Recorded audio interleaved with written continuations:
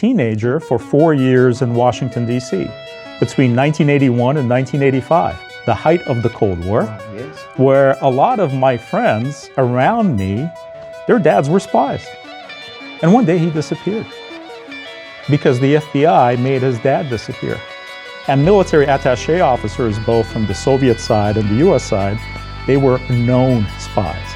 They were known to both governments. And of course, the military attaché at the Soviet embassy, they were all officers of the GRU. From the Soviet structure perspective, there were two key agencies. There was the GRU, the military intelligence, and there was also the KGB. He was actually burned alive as a demonstration to the GRU and KGB officers that this will happen to you. I actually got approached by a KGB officer. He looked at my file, he called me into a separate room, and he made me an offer to join the KGB. The Cold War was not merely a struggle between two superpowers. It was a contest of ideas, an age of espionage, and above all, an era in which human civilizations repeatedly came within reach of annihilation. For nearly half a century, thousands of nuclear weapons stood ready to be launched within minutes. Entire cities, nations, and perhaps humanity itself depended upon the judgment of a handful of men. Some spies hidden in plain sight, some officers deep beneath the oceans, and some leaders carrying burdens almost impossible to imagine. Today, we will explore the remarkable stories of Soviet illegals who infiltrated the West, double agents who altered the course of history, and individuals who, in moments of extraordinary pressure, chose caution over catastrophe. We will ask whether history is shaped by institutions and systems or by a few men who refuse to press the button. And to discover all of this, who would be better than my friend, technologist and historian, Alexey Paladin, who in previous episodes, you told us that you shook hands with President Reagan. I was honored, yes. In the embassy. And also, you had seen Gorbachev in a close proximity, like what we are sitting here. A couple of times, yes. Not only that, you were part of special forces in the Soviet army. That's correct. And you lived your childhood years among the spies.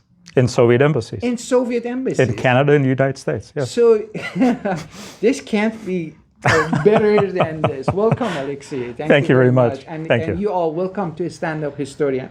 We have a fascinating episode for today, which I think before the recording we were talking, and I think it's going to be in at least two episodes.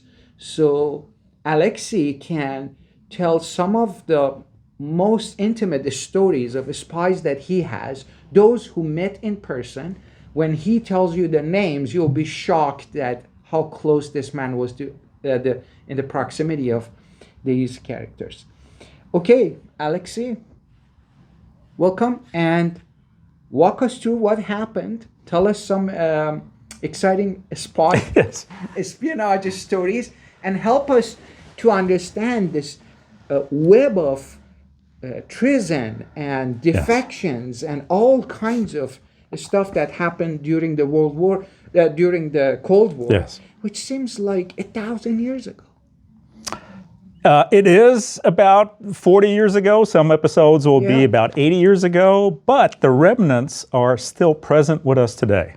Yes. And the nuclear Holocaust danger has not gone away. And if anything, Karosh, I'm concerned that we are maybe again moving towards the brink. But away from present day, let's go into history. Yes, That's what it's please. all about. Yes. And as you mentioned, I was very fortunate by coincidence because I was a child living for 6 years with the Soviet Embassy in Canada in Ottawa, and then as a teenager for 4 years in Washington, D.C. between 1981 and 1985, the height of the Cold War, Wow, yes. where a lot of my friends around me, their dads were spies. My closest friend, when I got to Washington, D.C. in August of 1981, and you know, as a kid, you travel, Yeah. it's a foreign country, you try to make friends, and his name was Alexey Skripko, a wonderful kid in my class, and we used to build rocket planes and all kinds of stuff together. And one day he disappeared because the FBI made his dad disappear. And when I asked the adults in my naivete, I was 11, 12 years old, what happened to Comrade Skripko? One adult said he was driving around town too actively, doing a lot of that. The other one actually mentioned that he got too close to the US space shuttle secrets. I don't know if it's true. I have no way of verifying. Another friend of mine, German Konerev, a dear friend, we went through middle school together. He actually left the United States, and I was a little bit distraught. But it wasn't because his dad was expelled. Andrei Konerev came back as a full colonel as a member of the military attaché.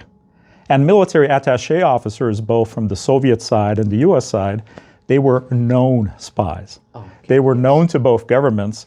And of course, the military attaché at the Soviet embassy, they were all officers of the GRU. Now, what is the GRU?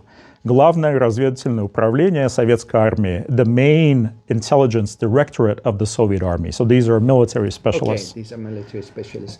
Maybe I'm jumping ahead, Yes. but you mentioned the known spies, and there was illegals, right? There were three categories, talking yes. about illegals. Yes, basically three categories. The known ones, like the military attaché, those who were posing as diplomats, where the other side would suspect that they are spies, but they were not declared spies. And then there were those who were in the country absolutely illegally, under false names, under false documents, buried deep, deep, deep inside.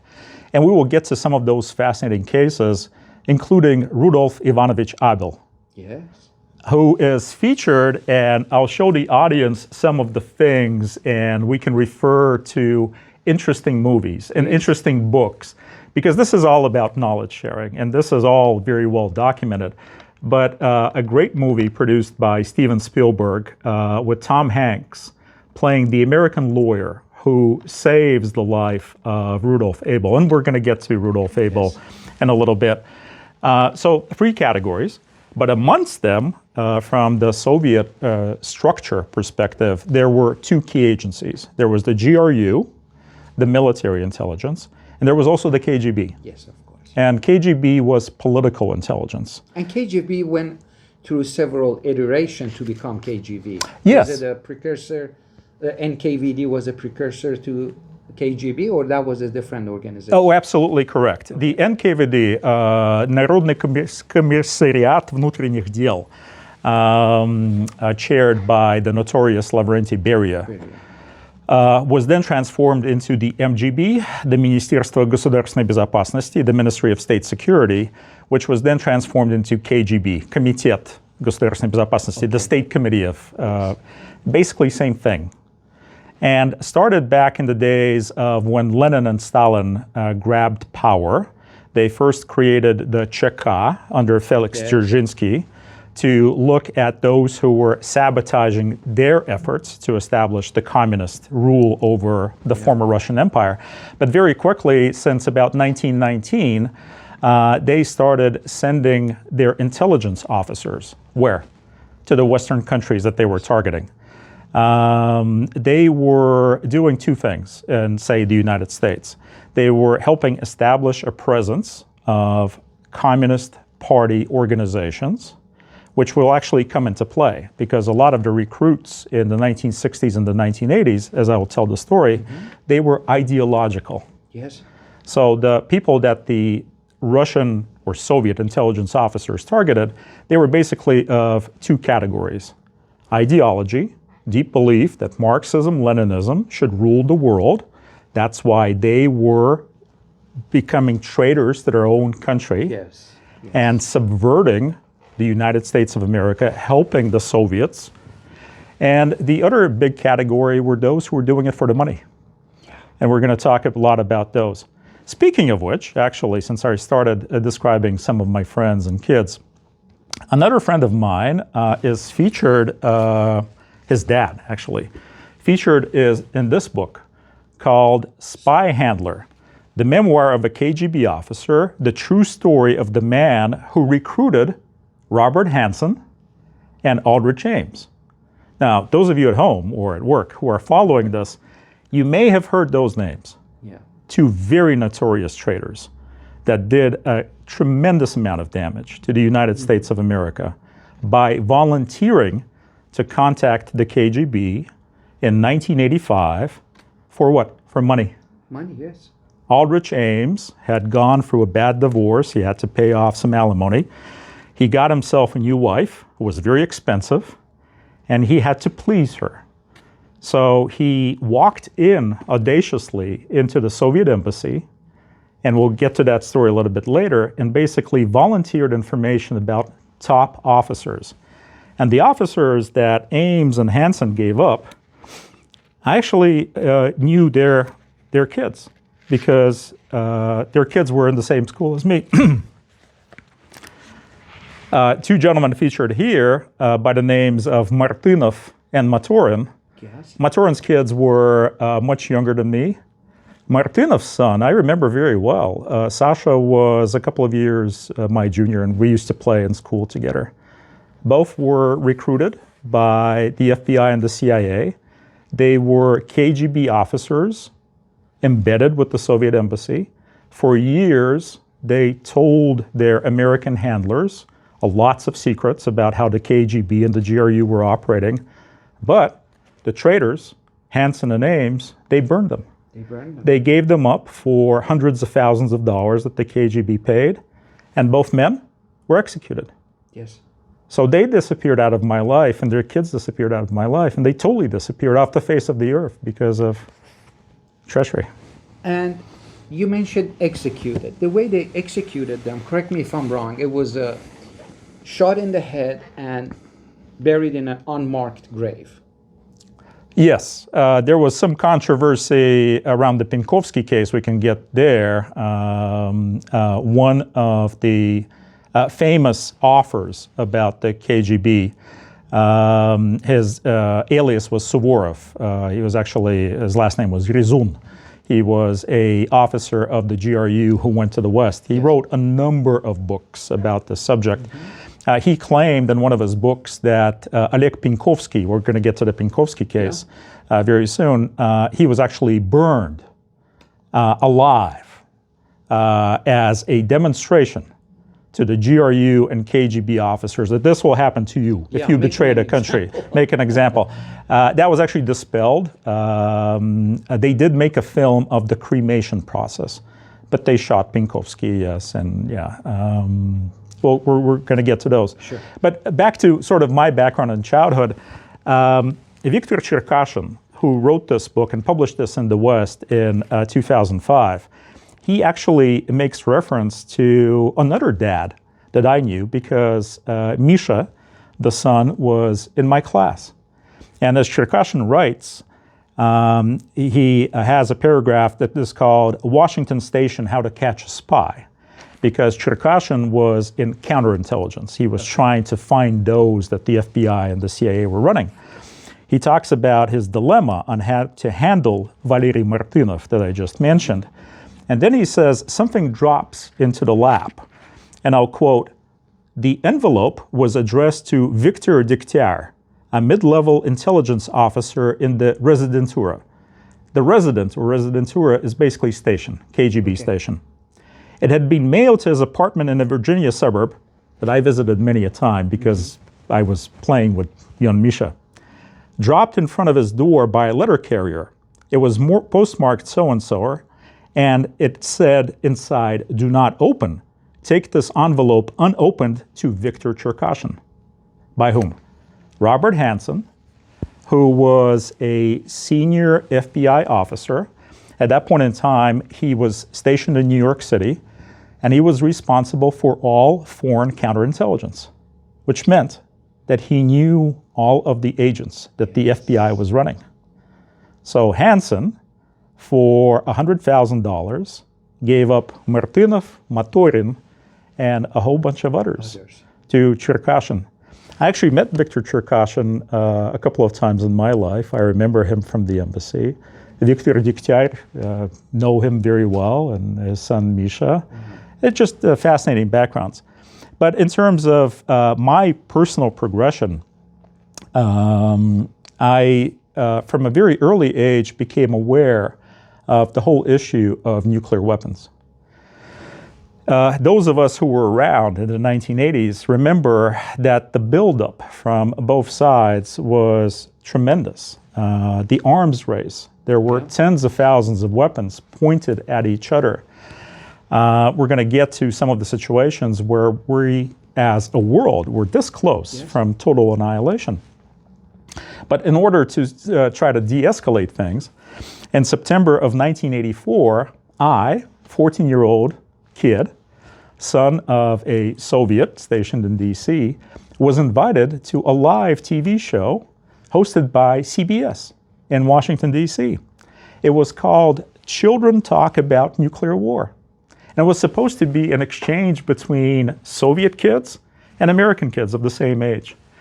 The panel should have included, and those of you who would like to watch, it's available on YouTube. You should look for the date, September 19th, 1984, Take a Morning Break, CBS. The panel should have included a couple of adults that were there just to facilitate. One of them, Dr. Salk, child psychologist, he was there to just talk about how to talk to kids about the danger of Armageddon, how to deal with the fears, and we just wanted to have a good conversation. And I remember to this day, very vividly, as we walk into the studio ahead of time, my father sees somebody that's already sitting in the panel, and he looks to the producer and he says, "Who invited him?" And I see my dad's facial expression change, and he's absolutely just tensed up. And the producer says, "Oh, you know, last minute we decided to invite." And my dad turns to me and he says, "Son, you may choose not to participate. This is totally unfair." I said, "What's going on?" He said, "Well, that is Lieutenant General Daniel Graham, former Deputy Director of the CIA and former Director of the Defense Intelligence Agency of the United States. So the equivalent of the GRU. This is the former head. And you're going to be debating him. You're 14 years old, kid." I said, "I'll do it my best." And those of you who actually want to view that segment, you will see me being very tense and nervous in the very beginning because I don't know what's going to happen. But thankfully, I actually did a lot of prep work. The embassy, knowing that this would be a show, they allowed me to look at a lot of declassified information about nuclear weapons. So when I was 13, 14 years old, I studied a lot about different missile systems, ICBMs, bombers, submarines, to the level of detail that allowed me to actually beat the general. There's an interesting segment in that show where he goes on and says to the audience and the live viewers, "Oh, you can't trust these Soviets, and this kid, you know, don't listen to him, and I'll tell you how it is." He, by the way, was a big proponent of Star Wars. He was working with Ronald Reagan on building the missile defense system. He was pushing it very heavily. And then he invokes something, and I'm terrified, literally, because I'm like, I don't know how to respond to this. And he invokes a very obscure agreement that was signed by the United States and the Soviet Union. And he goes into a level of detail to describe that agreement and say, "Wow, as soon as the Russians got their hands on this type of technology, they violated this agreement." And I knew that he was wrong. And I speak up and I say, "General, we actually don't have that. We have something else." The audience breaks out into laughter. The show goes to commercial break. After we come back from commercial break, the general never said a word. he was regaled to the back, and we had a nice conversation with other kids. But this is just to my background, being surrounded by spies, Sure. learning about nuclear technology and to a level of detail. And then coming back to the Soviet Union when I was 15 years old in 1985, because our school in Washington, D.C. only ran up to the 8th grade. So I had to complete my education in the Soviet Union. As I finished up school, I had a year before my mandatory conscription into the armed forces. And I got my first job. I was fortunate to land at Progress Publishers, Yes. which at that time was in the Guinness Book of World Records as the largest and most prolific publishing house in the world. I have told you this before. I read many of books they published in Iran. Great books, fantastic translations, the best books of any civilization and or culture. Impressive work by them, yes. Thank you very much. I appreciate that feedback because I was there at a very interesting time, 1987. The Soviet Union is transforming. It's changing rapidly. Gorbachev pronounces not only perestroika, the change, but glasnost, openness. Mm-hmm. And I was there at a point in time where a lot of the manuscripts that were hidden away because the previous regimes, Khrushchev, Brezhnev, Andropov, they would have clapped down on the offers, and the offers were scared to have that. They were coming up, and they were bringing it to the publishing house and saying, maybe it's now a good time to reveal the actual truth. And I was working in the Department of History, Foreign Affairs, and Military History. Oh, this place. And again, you know, coincidence and choices that you make in life, right? Mm-hmm. Coincidentally, in that department, I had the opportunity to work with a couple of retired colonels of Soviet Special Forces that were actually editors. And one of my proudest moments is bringing back the full memoirs of Marshal Georgy Zhukov. The famous Marshal Zhukov? The famous Marshal Zhukov. Oh, okay. Now, referring again to literature and pop culture and such to our audience, if you haven't seen the movie Death of Stalin, you definitely should. Please watch it, yes. Now, a preface, it is satire. Yes, it is. It is grotesque. And that is intentional and very well done by the producers because if you do not add levity, the amount of evil of the men that are being portrayed is just overwhelming. Yes. And then there's a time of change. Stalin dies. Beria is trying to get into position to lead the Soviet Union, the person who killed millions of people and destroyed tens of millions of lives. He's vying for a position. And Khrushchev is trying to get into a position himself. There's also, by the way, Vyacheslav Molotov, the famous Molotov that was the head of Foreign Affairs and who, of course, signed the infamous Molotov-Ribbentrop Pact between Adolf Hitler and Joseph Stalin in the 1930s that divided Eastern Europe. Sorry to interrupt you. I think you once mentioned that you also met Molotov at his very advanced age. Thank you for bringing that up. Exactly. Yeah. That was, again, through chance and choices. Okay. I chose to take an advanced placement course in history, and I had a wonderful history teacher. So this is 1986, 1987. The country is changing, but it's changing gradually. And there are closed sessions where certain things that were kept secret from the Soviet public are revealed to historians.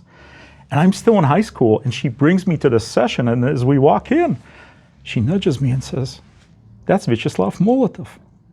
That was the man. That was the man, yeah. That was ruling the country for many years. And he was there because... on the international scene, he was a very important... He gave his name, or they took his name for the Molotov cocktail as well. Yes, there you go. A lot of impact. Yes, I've seen Vyacheslav Molotov, yeah. Great. But back to Death of Stalin and the story of Progress Publishers. I was fortunate to bring back, including the episode that you see in Death of Stalin, where at a critical time, Khrushchev convinces Zhukov to arrest Lavrentiy Beria, which was the changing point. because the Soviet Union could have gone deeper into the depths of evil, as opposed to Khrushchev, who started the thaw, as they call it, ottepel. He started changing things. But it was the first time that that segment was actually revealed in the memoirs, and I had something a little bit to do with that, with the colonels, who actually got me to a branch of Soviet special forces that had to deal with nuclear weapons and such. We'll get there.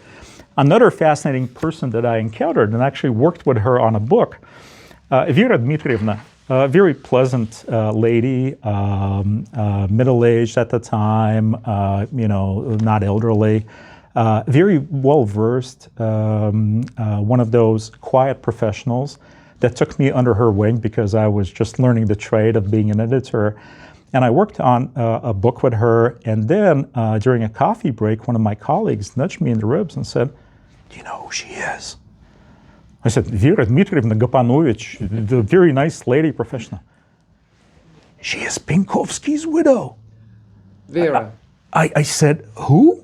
"Oleg Penkovsky, the Soviet spy who went to the West and gave the MI6 and the CIA a ton of secrets that were used during the Cuban Missile Crisis? You got to be kidding." So, yeah, she's...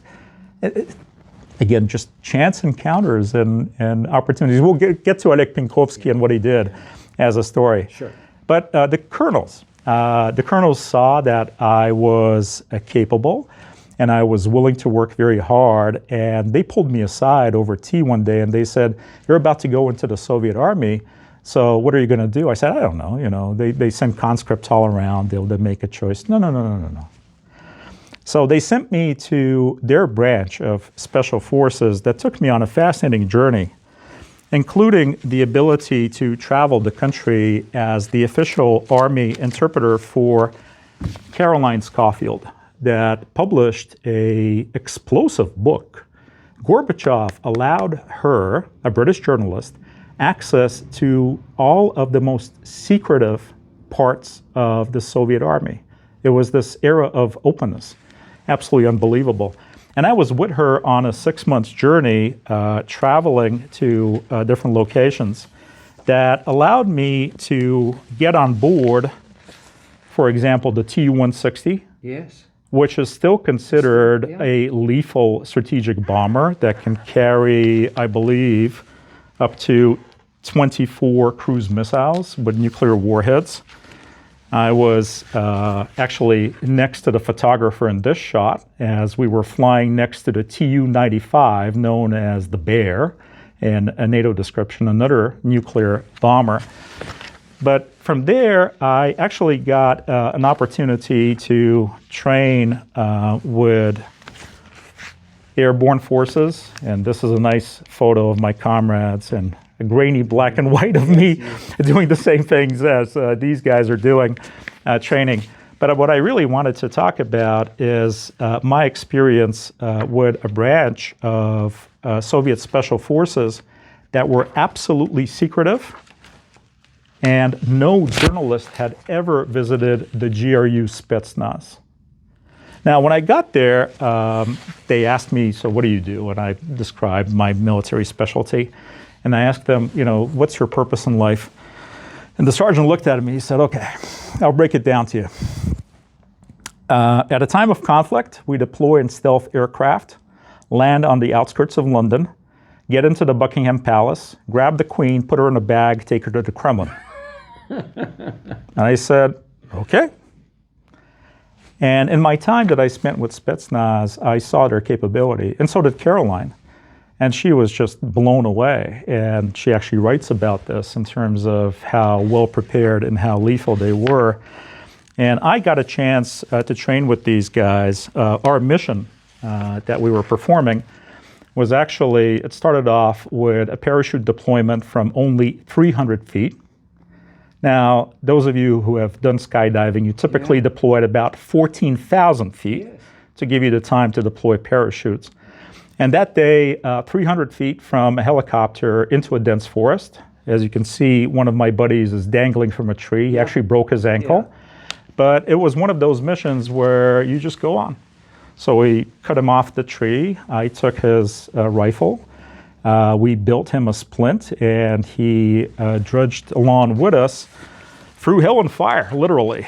They put us through an extreme course, and it was a mission, where I'm going with this, it was a mission to find and destroy a Pershing II missile. We successfully evaded the teams that were trying to find us, my particular team. I'm proud of that because a couple of teams were actually captured in the process of the war games. But Kourosh, I had learned about the lethality of the Pershing II intermediate range nuclear weapons when I was back in school. In my final grades of high school, we were taught military preparedness as a course, and our major drilled it into us. He said, remember, from the time somebody presses a button and a Pershing II missile starts flying from Western Europe to the time it hits us here in Moscow, 8 minutes. 8 minutes. And that was the day that we actually made it. It's not in the book because Caroline never saw it. We actually found it. It was a full-scale model that the Soviet military built of the Pershing II, and it was standing there erect. And I remember my visceral reaction, just my gut. It's like, this is it.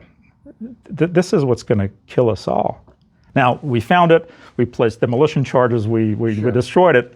It was in training. But again, a little bit of my background of understanding nukes and having a little bit of intimate detail. Yeah. Since you mentioned it. Yeah. Is this branch of the Soviet military still exists in the Russian military? Under the same name or no? Oh, yes. Same group? It does, but they're very different today, and a lot of things perished with the collapse of the Soviet Union. There were a lot of good things, and I have respect to all veterans of all forces. But realistically, we'll step away from history, just a brief look at modern day. I would have never thought that Spetsnaz would perform so poorly these days.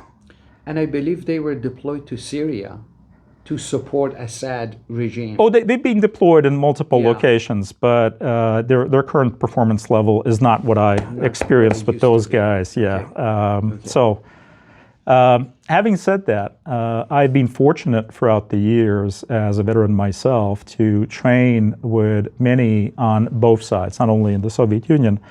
Amongst my friends, I'm proud that I have friends who had served in the U.S. military, including such branches as U.S. Army Rangers, Delta Force, U.S. Navy SEALs, and others. And we have a camaraderie amongst ourselves and just respect. So I'm not going to poo-poo anybody, right? Exactly. A lot, really. Professional respect. Not only professional respect, but also politicians get in the way. Okay. And the boys can be as prepared as they can, but some of the political decisions, so yeah, respect to all. But from the military, and by this point in time, the viewers are probably thinking to themselves, okay, this kid grew up amongst spies. Yes. He speaks English with almost no accent. He's parachuted, he's shot guns. It was a question by a viewer. Okay. Why this man doesn't even have an accent? Again, the upbringing and the fortunate fact in my life that I've now spent a total of more than 30 years. Yeah. But the question that some viewers are probably asking, was he ever a Russian spy? I was shying away from asking the question. Let's put it on the table. Please. I never was. I never was. In all of my work, I was actually never even approached by the Soviet or Russian government with any offers. And throughout the years, I actually scratched my head. I was like, why not? You know, not that I would have agreed, but it was a why not? And I distill it down to 3 choices that I made in my life. Before I actually deployed to my branch of the Soviet Special Forces, at a distribution point in Moscow where soldiers are picked up by unit commanders, right? I actually got approached by a KGB officer. He looked at my file, he called me into a separate room, and he made me an offer to join the KGB. And I had already committed to my colonels and my particular branch of special forces. And I said no. Well, the KGB doesn't take no's very lightly, so it was in my files. They refused our offer. When I got to my troop, very quickly, they actually promoted me from private to corporal and gave me command of other boys with guns. With that came an offer. This was 1988, the Soviet Union at its peak. Join the Communist Party of the USSR. This will help you. Advance you in the military, advance your career, advance you in civilian life, because that's how you got ahead, actually, in the Soviet Union. And I had very firm beliefs at that point in time, although I was 18. I knew that the course that the communists were taking was not the best course for my motherland. And I said no. And my dad had kittens. He chewed me out. He said, "What the hell are you doing? This is such a high honor. You're basically, this is going to be a black mark against you for all of your life in the Soviet Union. Reconsider. Go ask for their forgiveness." I said, Was no. he a member? Oh, of course. Oh, okay. Oh, of course. Everybody stationed abroad. But it was not mandatory for every citizen of the Soviet Union to become a. It was like an exclusive group by invitation only. I wouldn't call it exclusive, because actually, if you look at the percentage, I'd say the majority of Soviet professionals of any stature, they were members of the Communist Party. And actually, the higher you got professionally, advancing career ladders, if you're not a member of the Communist Party, you don't get to be selected. And that's what my dad was trying to instill upon me. You're shooting yourself in the foot. I said, that's a conscious choice. I don't want to be part of this party, because back to prior to the army, I had actually read those manuscripts that were coming in. The atrocities of Stalin, Lenin, Trotsky, Beria. I had seen it, and it actually revolted me. I did not want to be part of this system. And last but not least, my third mark against me happened on February 4th of 1990. That was a tremendous day of transformation for my country where I was born. On that very cold winter's day, and we'll show the photos as we present the video, an estimated 500,000 people braved the cold, and they braved the Moscow police that were trying to block people from entry, and they braved the KGB. And I'll show you a photo of the KGB officers looking at the crowd and going like, there's 500,000 of them. We're standing back. I bet they couldn't even imagine or believe. 500,000 people. They could not believe, but they were taking names. And I know that I was pretty prominent because I was carrying one of the banners, proudly and visibly. And my banner, like many others, said the same thing. Change the Constitution of the Soviet Union. Section 6 said, there is only one party that rules the country, and that is the Communist Party. And we demanded change. And when Gorbachev saw what was happening, he actually changed it. It was a time. So all these things, in hindsight, were going against me. I would not be a good candidate for the KGB orders. I was too independent-minded. And you wouldn't pass the ideological qualification. Okay. But, you know, the things that I learned both in the military and also from reading a ton of books, and we're going to be talking about these as we progress with the story, and working with directly with some of the elders, we're going to get to my direct experience with some of the key spy handlers that handled the likes of Kim Philby, handled the likes of George Blake. I actually met George Blake a couple of times. We'll talk about that in a second, and how I got to meeting all of them. That experience I've actually used professionally before deciding a couple of years ago that I would turn to writing history books. I'm about to publish my first one. There are 2 more are underway. The 4th one I actually envisioned to be a book about spies and some of the stories I'm telling today. I was honored that for 5 years, I had a chance to apply a lot of the things that I learned from my personal experience, but also reading about how not only the KGB and the GRU, but the MI6, MI5, the FBI, and other colleagues operate, converting that into something that I did professionally for 5 years. I was honored to have the opportunity to lead a team that was very good when I became chief of a global law enforcement arm of Cisco Systems, a top American company, technology company. Yeah. But I applied some of the knowledge that I gained from the professionals in these fields to reorganize that team, to add new tools, to listen to the likes of professionals like Nadia Bakos. I had a wonderful opportunity to actually meet Nadia. She probably won't remember if she's watching this video, but the Foreign Affairs Council in Seattle brought her in with her book. I actually got her to autograph this. But Nadia is known in professional circles as the targeter. Some of the most notorious terrorists that were operating in the Middle East during the Afghan and Iraq wars, she found, including a very notorious guy by the name of al-Zarqawi. Oh, yes. She found them. And finding these things is like finding needles in a haystack. And I not only read her book, but after her talk, I actually pulled her aside, identified myself and said, I'm in this profession, I'm looking for those needles in the haystack. And I asked her a couple of professional questions. And she gave me a couple of tips in terms of how the CIA looked at wealth of information and then using machine learning and artificial intelligence and specific tools that I was able to bring to my profession. I'm very honored, Kourosh, that I had a chance to work for many years with colleagues from the FBI, Homeland Security investigations. We dealt with thousands of cases. Hundreds of people were arrested based on our criminal referrals and case buildup. I ran a team that was structured as typical agencies would, reforming it to an intelligence gathering and analytics organization.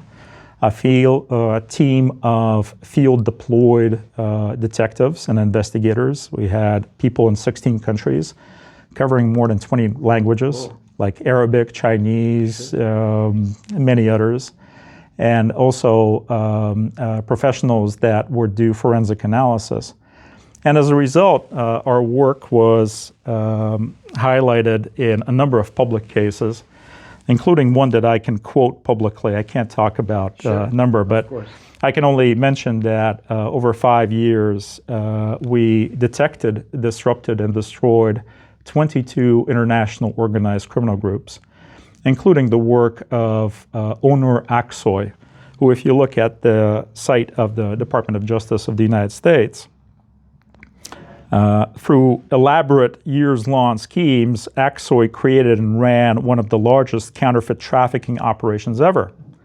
His operations introduced tens of thousands of counterfeit and low-quality devices trafficked from China into U.S. supply chain, jeopardizing both private and public sector users, including highly sensitive U.S. military applications like the support platforms of U.S. fighter jets and other military aircraft, and a bunch of other damage. Wow. So I'm proud that some of the things that I've learned and we'll be talking about today, I had the ability to apply at the front lines. But having said that, nope, never worked as a spy for either the Russians or the Soviets, nor have I ever worked, I've ever been employed by the U.S. government. But yeah, I did a little bit of my part. Okay. Yeah. Thank you for clearing that up. Well, where are we going now? Since I was talking about not only meeting some of these people, but actually being intimate with them, let me tell you what happened after I came back from the Army. And when I was introduced to a very exclusive club that was 2 doors down from the main KGB headquarters on Lubyanka Square in Moscow. It was one of those chance things that, in hindsight, is absolutely fascinating. I had been working on creating the first home computing and gaming magazine in the USSR, and we published the first issue. And one of the wonderful ladies that was working on the technical side, productional side of things, she came to me and she said, well, would you mind talking to my dad? What about? Oh, he's a veteran and he thinks it's the right time to start telling us stories. A veteran of what? of intelligence. Oh, how very interesting. I've read a lot about intelligence, dealt with spies and all that indirectly. Turns out that she was a daughter of Colonel Feklisov. And we're going to get to the story of Rudolf Abel, the atomic spies, because Colonel Feklisov was the KGB station chief resident running the atomic spies. Colonel Feklisov will reappear in our story when we get to the Cuban Missile Crisis. He is actually one of those who saved the world. I didn't know any of that at the time. It was just the daughter of some old gentleman, and she said, well, if you're open to it, they're interested in maybe writing books or maybe creating a magazine. So I got introduced. I went to a very nice club. I remember it. It was styled as a typical British club in downtown London, where we had a number of sessions between 1991 and 1992 with a samovar, with tea and cigarettes and stories. And I met Colonel Feklisov a couple of times. But I also met a wonderful gentleman. I will always remember him. His name is Yuri Modin. Yuri Modin. And Yuri Modin is famous because he was the handler of Kim Philby. Oh, yeah. About whom many books have been written. And one of my favorite authors, by the way, highly recommended, Ben McIntyre. If you see a book by Ben McIntyre about spies, grab it. He's written quite a few. All of them are page turners, very well researched. But I had a chance to actually meet Colonel Modin, who I will always remember as a gregarious gentleman in a wonderful tweed jacket that he probably purchased on Savile Row in London, and he was very proud of it. But he was very different from the British stiff upper lip. I describe him more as a Scotsman or Irishman, very gregarious and very welcoming. And we talked about a number of stories, including the stories of Philby. And an interesting sort of aside, I mentioned in the very beginning that I actually witnessed some of my friends disappear because their dads were, caught or, sent back or something happened to them, right, for their spy activity.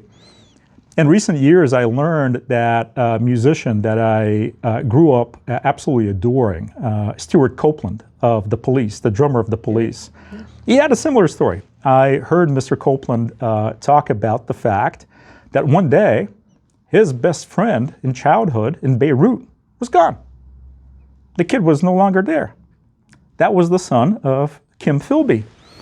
And in this book, Mr. McIntyre actually has this set of family photos where the caption actually reads, and unbeknownst to them at the time, you had representatives of the MI6, CIA, because Stewart Copeland's dad was the CIA station chief in Beirut, and Kim Philby. And at the time, they didn't know that he was a prominent KGB spy. Sorry, Mr. Copeland, if you're listening by chance to this, it was actually my grand uncle who made your friend disappear. Because my grand uncle, Colonel Mikhail Alexandrovich Krapivin, he was sent to Beirut with the specific mission under Modin to help Philby escape. Because for a number of years, and who was Kim Philby? Our listeners may have heard of the infamous Cambridge Five. Back in the 1930s, a group of students in Cambridge were approached by a KGB or NKVD recruiter. He knew that the boys at the time were susceptible to Marxist-Leninist ideas. They were favorable to Stalin's Soviet Union. So he started pulling them aside, feeling them out, and he saw that these were bright young men. So he placed a bet on them. He started spending time with them. He started passing them over to other Soviet intelligence officers with the hope that one day they would grow in stature in British society. And all five of them did. One of them was actually featured in the show The Crown, as he was the curator of the Queen's art collection, right? But that was the least damage. The most damage was actually done by Kim Philby, who, in a roundabout way, was featured by John le Carré in his books.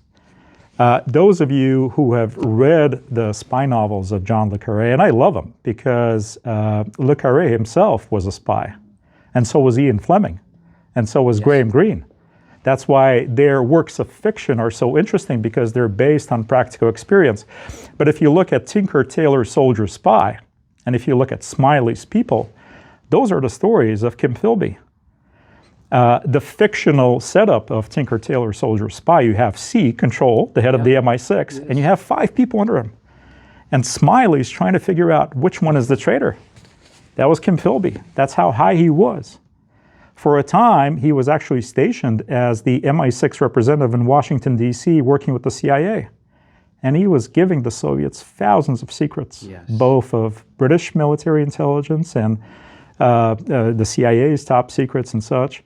And as it so happened, my granduncle helped him leave Beirut and show up in Moscow. Oh, Philby. Philby. Through that group and other contacts, I met another gentleman that is, I actually shouldn't call him a gentleman, because at the end of the day, he was a convinced Marxist traitor. George Blake, also known as George Bihar, which was his original name. He was born in Holland, but during World War II, he joined the British forces and became a young officer of the MI6. George Blake was actually captured in Korea during the war between South Korea and North Korea. And of course, the supporters of North Korea, the Chinese, and the Russians. And he was captured and interrogated and pressed by his Soviet handler, who was able to convert him. Convert him and then send him back, unbeknownst to British intelligence, who thought, well, this is a prisoner of war, he's just coming back, and they trusted him. Much to their detriment, because George Blake actually gave up a ton of secrets, including the multi-million-dollar project of building a tunnel between East Berlin and West Berlin for spy purposes and such. A tremendous investment of manpower and resource that was given up by Blake to the KGB. How could they entice them? How could they convince them to switch side? For instance, in case of Blake, you just mentioned. In the case of Blake, masterful propaganda, masterful ideology. I would compare it to the mastery of some priests when it comes to religion, and creating a case similar to religious fanaticism. George Blake became a religious fanatic of the Marxist-Leninist way. And I speak that because I heard him talk. I actually attended a lecture that he was giving at the Moscow State Institute of Foreign Affairs, which prepared the diplomats for future service. And I listened to him talk. It was very, very clear that he was there not for the money recognition, but he believed that the communist way shall prevail. And he believed that to his dying day. He actually lived till the age of 98. He recently passed away, a very long life. So I saw him first in about 1986, 1987 when I went to that lecture. And then a few years later, by chance, I saw him at a bus stop. He, of course, didn't recognize me, although during that lecture, I actually approached him. I got his autograph. I had a book that was published about him in the West in my home library. I took it to that lecture. I came up to him and I said, well, thank you for your talk, and would you mind signing this book? And it was kind of awkward because he looked at it and said, I've never seen this book in my life. I said, well, it's published in the West, so he gave me the autograph. Yeah. And a few years later, reason I'm telling you the story about the bus stop and riding in the bus with him, I saw him and I sort of bowed my head and he made eye contact. He acknowledged, didn't know who I was, obviously. But I saw how proud he was because that particular day he was wearing a nice jacket and it was covered in Soviet medals for his contribution to the communist system.